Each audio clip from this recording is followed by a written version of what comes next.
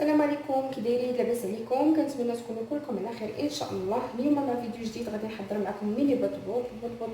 تيجي صغير صراحه، تيجي زوين وخفيف وخاوي من الداخل.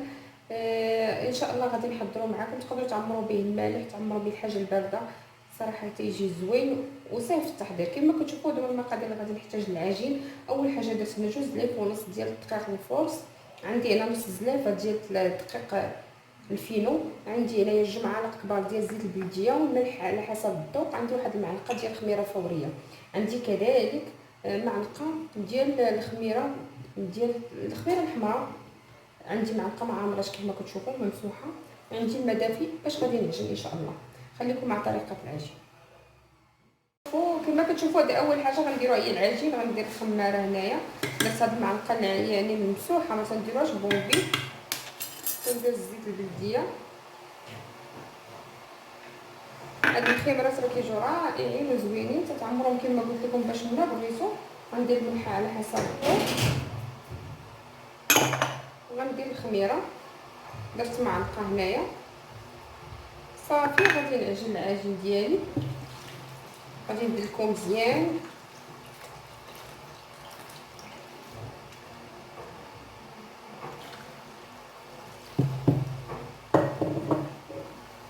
غادي ندلكو مزيان كما قلت لكم ونرجع معكم ان شاء الله.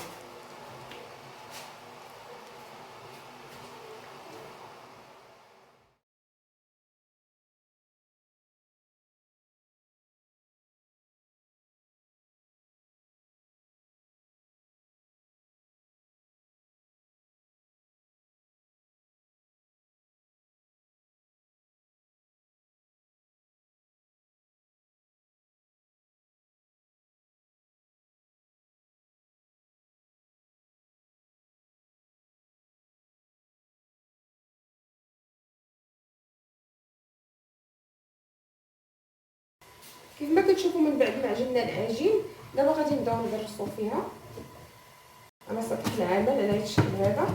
خلينا تنخفات مزيان. غادي ناخذ هذا الطابع هذا، تديروا القياس اللي بغيتو نتوما. غادي ناخذ هذا القياس هذا صافي، تنسرحوها بالمدلك. شفتوا العجينه راه دلكت مزيان. تنرش على شويه دقيق الفينو باش يجيو الكريسات ديالنا حرشين ويجيو مزيانين.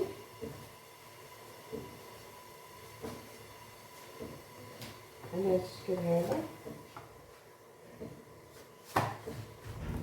تديروا القياس بيتهم يجيكم غلاط شويه ولا رقاق اللي بغيتو نتوما.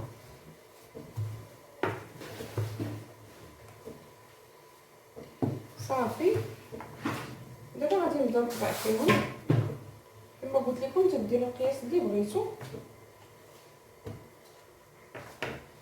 قطعهم على هذا الشكل هذا صافي، وتنخليهم يخمروا باش نطيبوهم ان شاء الله. كما كتشوفوا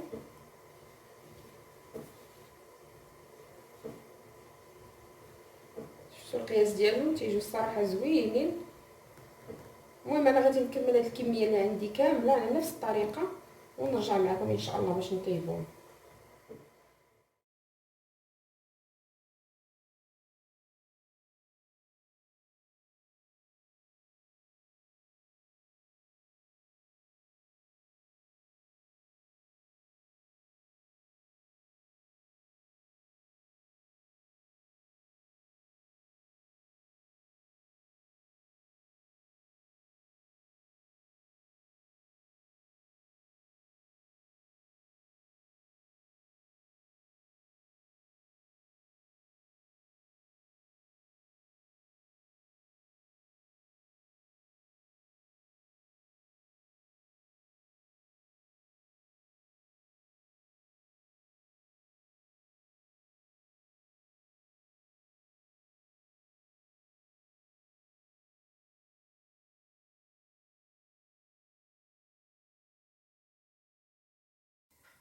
كيف ما كتشوفوا من بعد ما خمر لينا البطبوط ديالنا، اول حاجه درتها هي المقله. خديتها وخليتها تسخن، خديت واحد الطريف ديال الثوم، درت فيه شويه ديال الزيت وغادي نمسح به غير المقله. كيف ما كتشوفوا يعني ماشي دهنوها، غتمسحوا بها المقله ديالكم باش نحطو فوق منهم البطبوط على هذا الشكل هذا.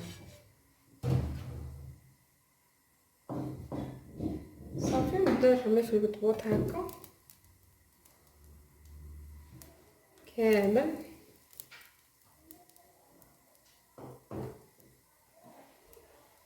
غادي نبقى نرمي فيه كامل على هذا الشكل هذا.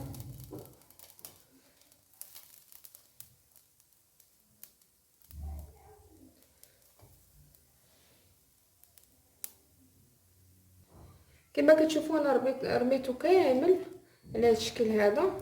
صافي غنبقى على كما كتشوفوا حتى يطيب ليا البطبوط، تبقى نقلب فيهم غير بيديا بحال هكا. كما كتشوفوا راه دغيا كيتنفخ كيجي زوين. صافي انا غادي نكمل على هذه الطريقه هذه حتى نكمل هذه الكميه اللي عندي كامله ونرجع معكم ان شاء الله.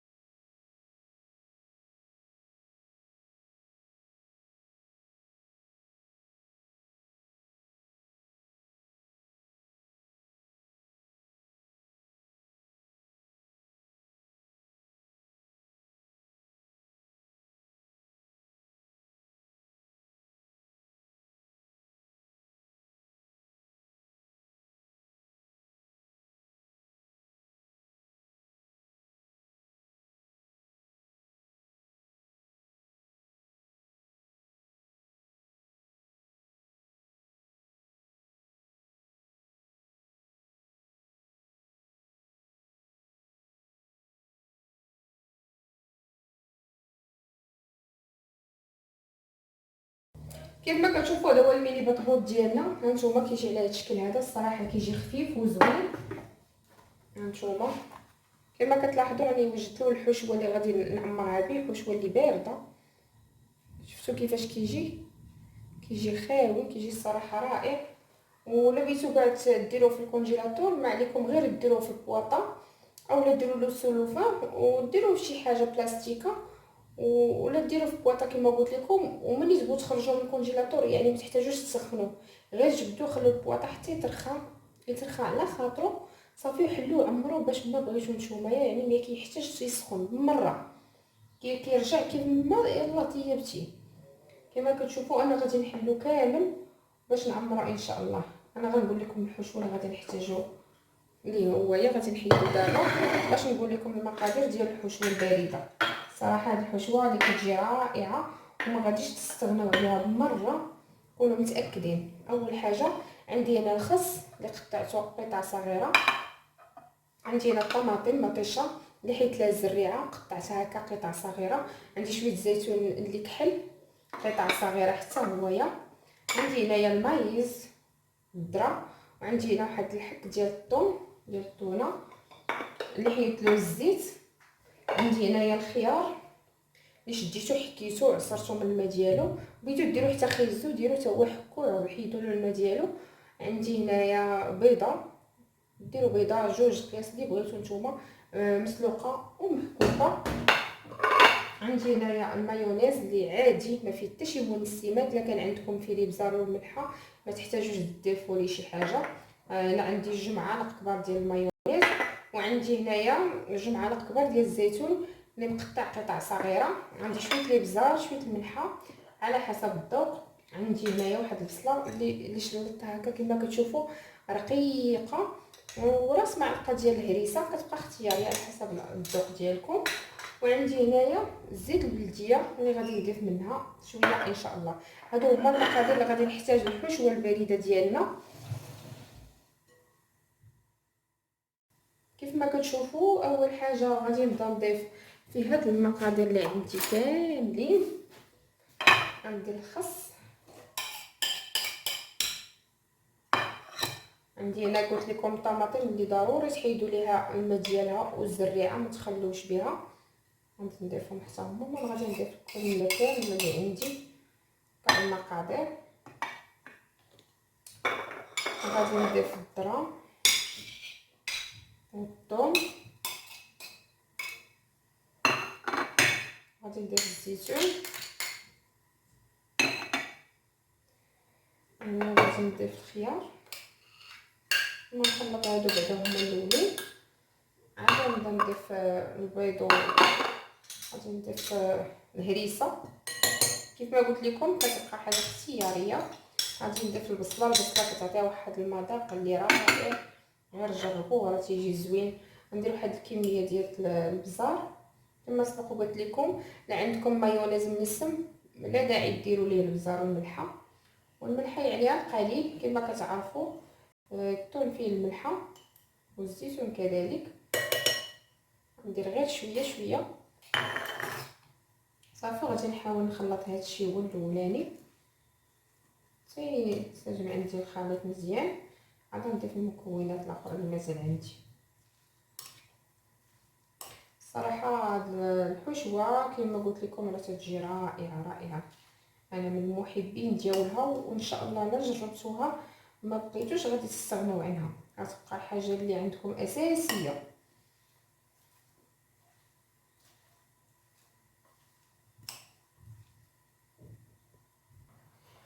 كما كتشوفوا من بعد ما خلطت هذا الخليط ديالي مزيان غادي نضيف البيض، غادي نضيف شويه زيت البلديه يعني على حسب، وغادي نضيف المايونيز. عندي هنا 2 معالق. في هذه المعلقه هذه درت 2 معالق صافي. وغادي نخلط هذا الشيء مزيان باش نعمرو به البطبوط ديالنا ان شاء الله. ضروري ما تخلطوه مزيان.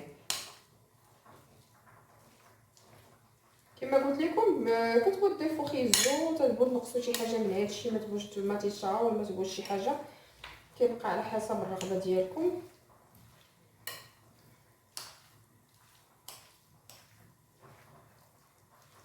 صافي على هذا الشكل هذا غادي نبدا نعمر ان شاء الله البطبوط ديالنا. كما كتشوفوا من بعد ما خلطت الخليط ديالي مزيان صافي على هذا الشكل هذا كنبدا كنعمر في البطبوط هكا، كنعمرو مزيان.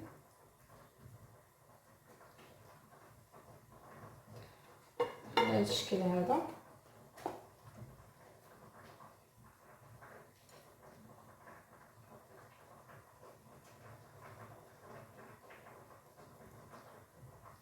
صراحه كيجي بنين وزوين.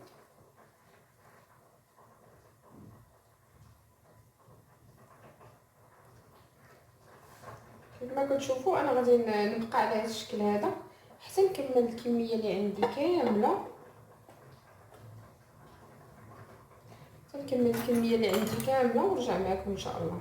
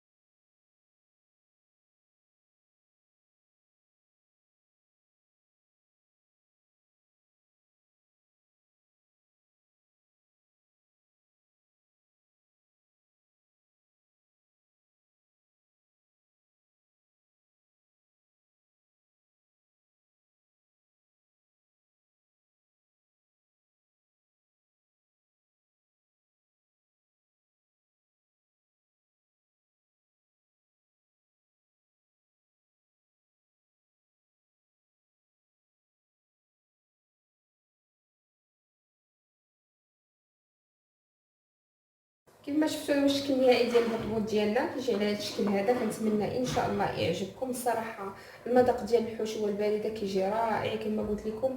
لا جربتوها راه تبقى هي المعتمده عندكم. كنتمنى تجربوه، واذا عجبكم ما تبخلوش عليا بالكومونتير ديالكم. كاع الناس اللي عاد دخلوا القناه ديالي واول مره يشوفوها اشتركوا فيها، تفعلوا الجرس باش يوصلكم كل جديد من عندي ان شاء الله. وبسلام عليكم، الى فيديو جاي.